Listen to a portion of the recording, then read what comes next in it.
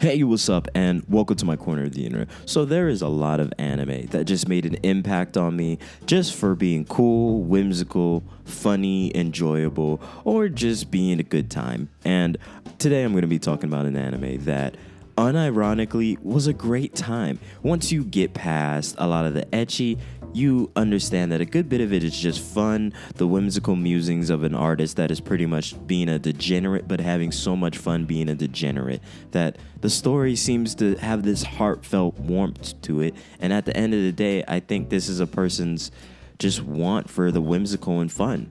And today I'm talking about To Love Ru. ねえか俺でもそれ以外考えられねえ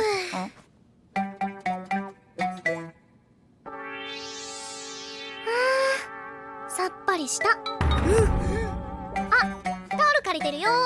I'm gonna be completely honest with you. To Love Ru ruled the times when it was out. You can't tell me nothing about this anime. This anime garnered so much attention. Either it was for the ecchi, either it was for the stupidity, either it was for just the enjoyable ways that this anime took episode to episode, week to week. This is one of those animes that just had fun with it, and I think it really showed.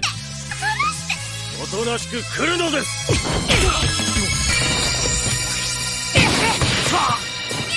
ならこっちだ行くよ捕まって 火山を待て。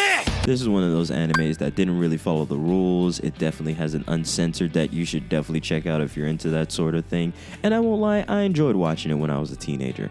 And I am totally getting ahead of myself. So, boom. To Love Ru is basically from Saki Haseme and Kentaro Yabuki. And I totally butchered that, but you know what we do here. It's a harem, romantic comedy, science fiction, and it features basically our main character, Rito. He is a normal Japanese student who is a bit of a ordinary guy that just continues to want to be ordinary. And then somehow one day, an alien just arrives and he ends up somehow getting married to her in some way, shape, or form, or in putting the engagement that'll soon get them married. And Lala Deviluk, which is a fun girl who basically does all sorts of science experiment, is incredibly smart and creates all sorts of different inventions.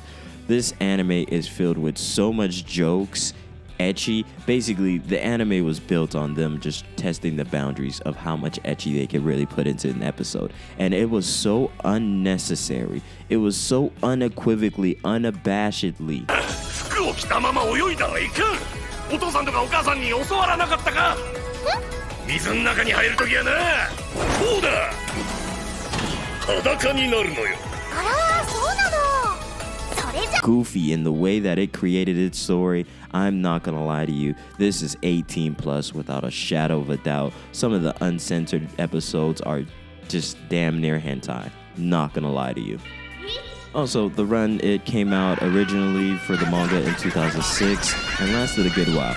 But those episodes of To Love Ru are random, funny, goofy, unnecessary. There's so many different words I could put to it. To Love Ru, besides its ecchi. レンちゃんかわいいね。見ないで見ないで。また。もう。You could really see the spirit of the early 2000s into basically the 2010s. You could just see the spirit of anime within it. And what I mean by that is, To Love Ru was able to capture the whimsical nature of manga at that time, manga and anime at that time. It was filled with so much randomness, so much harem. It was just absolutely unnecessary. I could tell that each episode they were just throwing stuff at a wall and they were having so much fun. And at times they weren't even following purely the source material. A lot of the anime was just built on throwing in all sorts of different jokes, all sorts of unnecessary things, like Rito will always fall into a girl and be in such a compromising position. They have done that joke so many times, and I'm gonna be honest with you, this is one of those animes you should not think that deep about.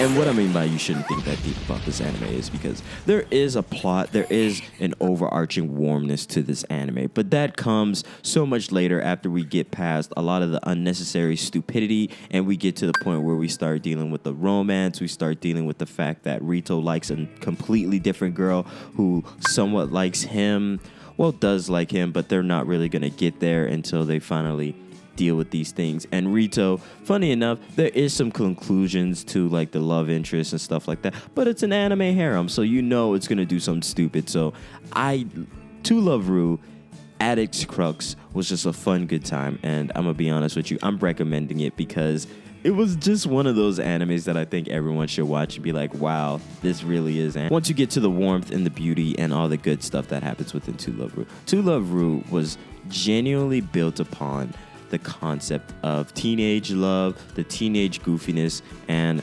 wow, all the unnecessary ecchi that these two people that created this anime could stuff into one manga and anime. This anime is chock full of so many different things. Kentaro Yubuki is literally the king of ecchi. I love how he draws butts. I've always loved how he's drawn butts and thighs. It's just well drawn, bro. Like, it's to the point where it's just like, fam, why is this so cool? But anyway, he's really good at his art, and it comes through, and somehow his style looks even better just animated. It really does look so much better that way. And to my amazement, I just make sure to recommend to you that he has another anime out, and he is one of those anime artists that continues to do really good work.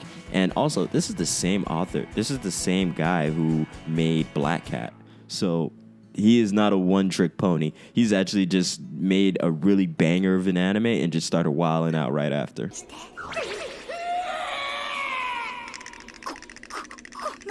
And the anime does have change. It changes in the way our characters respond to each other, responds to their own feelings and emotions. To Love Ru is definitely just the musings of a boy just trying to basically have more in his life, be more entertained, deal with all sorts of extraordinary things, even though a lot of times Rito doesn't act like he likes it, but he loves it. He loves how Lala has brought so many different and new things to his life, and sometimes he's like, oh, I don't want to get married because he doesn't want to miss out on his crush. There's all sorts of different things that he acts like, but really, you know, down to his core, he just likes it and is dealing with the issues of dealing with the fact that he does like it. And sometimes he hurts Lala's feelings, and sometimes Lala's experiments get him in trouble with his crush and stuff like that. But he gets over it and realizes he does like Lala, and he likes Haruna. This is one of the few main harem characters that just be upfront and honest towards, well, after a good bit of story, is like, yo, I actually like both of y'all. And I kind of feel that. Gotta respect the man who knows what he wants. And if he wants both, he wants both. So anyway, this is my goofy recommendation for Friday. I appreciate you. Thank you for watching. And To Love Ru is definitely like a 3 out of 5. I just rate it so high because it just was everything, and it was so fun to watch for me. Like, I was genuinely laughing each episode, even if some of the jokes were repeated, and even if it was just like, oh my god, this is happening again. It wasn't a half bad anime, dude. And you should definitely check out animes that give you a good watch and you can enjoy, and it's a relic from the past. So anyway, peace. Thank you for watching, and you should definitely check out To Love Ru and all its other iterations. Peace.